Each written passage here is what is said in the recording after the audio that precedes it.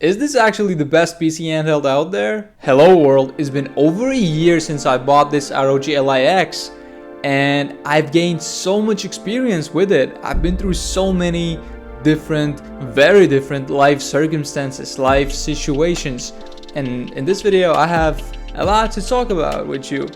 And you'll just know, do you need to buy this PC handheld? Is it actually good?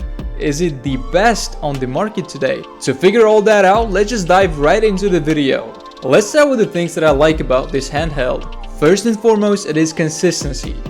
No matter how great the game is, and no matter how much of a powerful hardware it requires, this ROG ALLY X actually performed really well and very consistent, as I already said.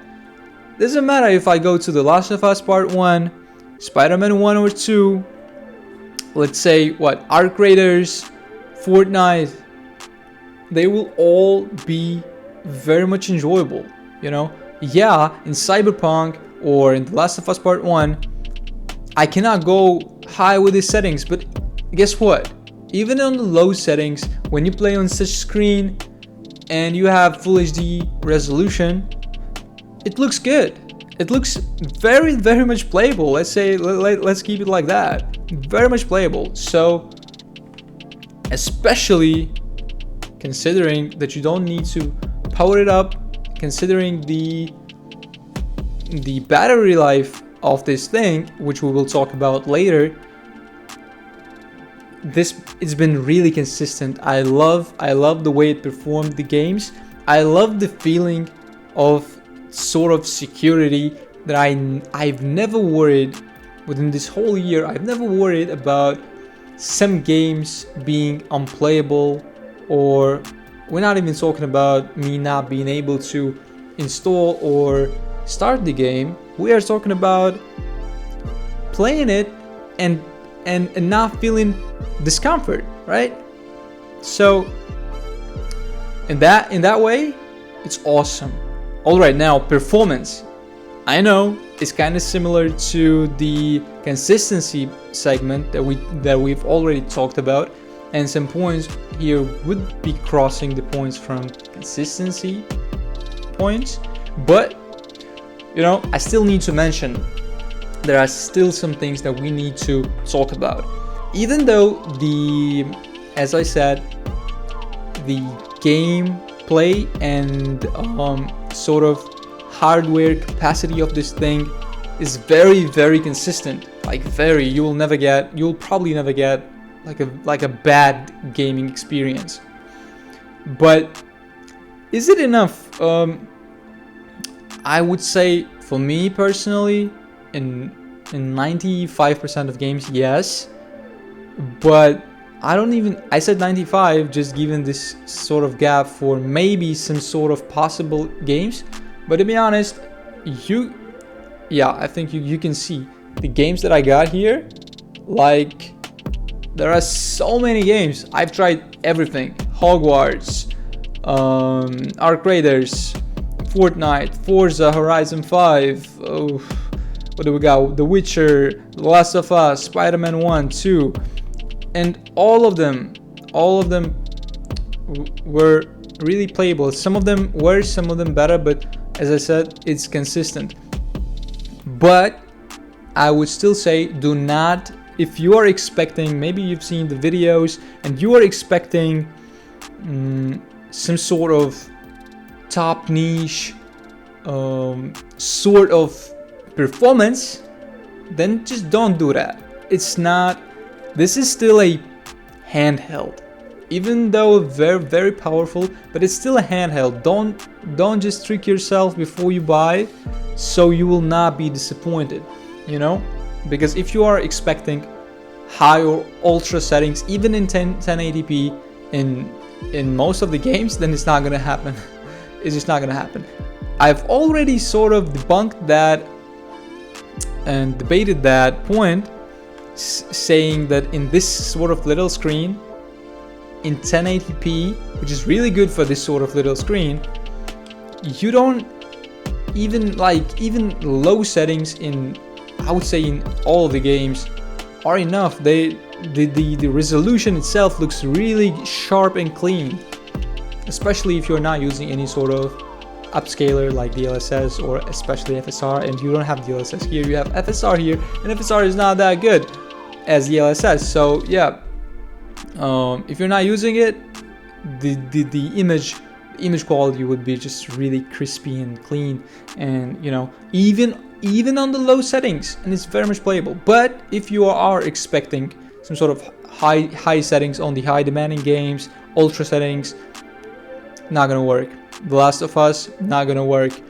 The what do we got? The Arc Raiders, not gonna work. Fortnite, not gonna work. Spider-Man 2, not gonna work. Spider-Man 1, not gonna work. I hope you can see. Yeah, on some games, in some games, it will work.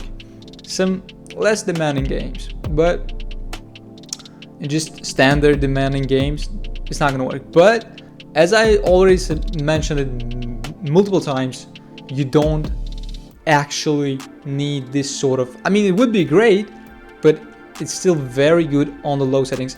I've talked about it a lot. I hope I could cross my point to you, and if I did, then that's great. If no, then if you are still expecting maybe, and let's talk about this point that I want to mention in this segment. Let's talk about it later, and it's really important. Let's go. Alright, as we already mentioned, let's move on to the battery life. The battery life of this thing is amazing. It is shocking. As you can see, I got my Nintendo Switch on the background, Nintendo Switch 2, and the battery life of Nintendo Switch 2 is not even close. I will try to give you some kind of tests or some kind of numbers. Probably I will take it from the open sources, but anyways, you will see. And regarding how powerful this thing actually is, and it being PC on Windows, which is not actually optimized, it is not some sort of personal operational system as SteamOS, for example, for Steam Deck. It's just basically Windows, basic Windows with some how does this thing called? I just forgot, to be honest. Let me see. Armory Crate. Yeah, Armory Crate. That's how much of an insignificant part of this handheld Armory Crate is. So I even forgot its name. Anyways, the battery life is awesome. Like in some high demanding games, you will get around 2+ hours usually, and mostly it's more than enough. In some not very demanding games, you will get more than that, and it's gonna be awesome. Like honestly, I'm gonna be completely honest, within the whole time of use of this handheld, I never thought about, I wish the battery was better here. I wish there were more battery capacity. I never actually, it never crossed my mind. And that says a lot, you know.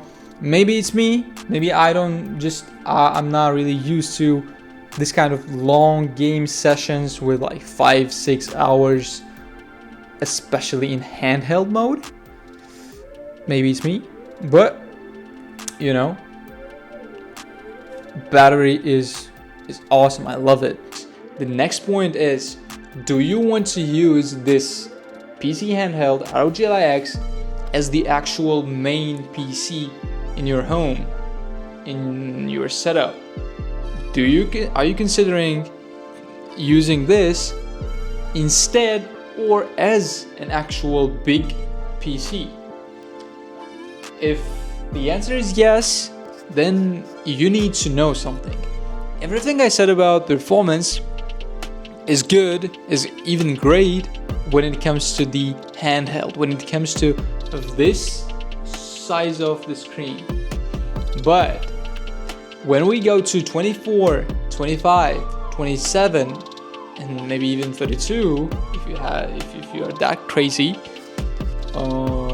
inches of screen, then of the monitor, then you need to really sit down and think it through. So I will give you all of the information you need.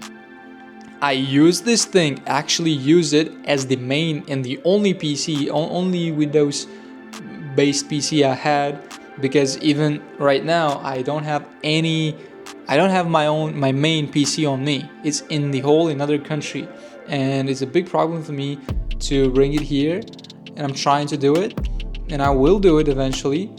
But right now, it's been a long time. It's been almost around half of a year since I've had my main PC on me. So this thing has been my main PC this whole time. And you know, we've played our creators with my friends. We've played Fortnite. So these kind of competitive games, Peak, and all of the other cool games on this thing. I've played it on this thing, you know, using this ROG ALLY X.